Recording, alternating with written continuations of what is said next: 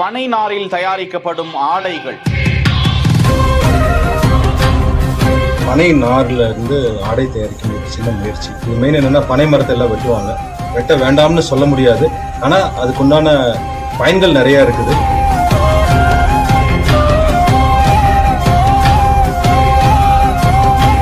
இது அட்வான்டேஜ்னு பார்த்தா 99.7% anti bacterial.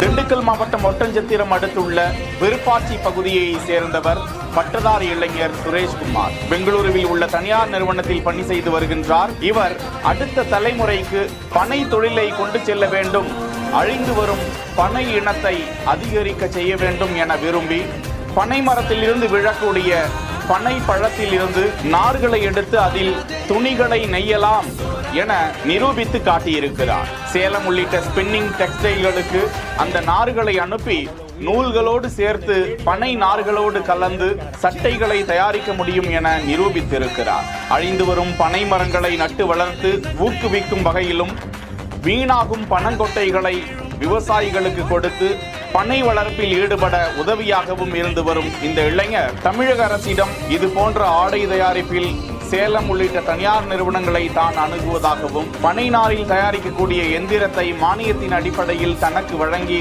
உதவிட வேண்டும் என்றும் கோரிக்கை விடுத்திருக்கிறார். Ananya's Nana Nani Homes, a paradise for senior citizens.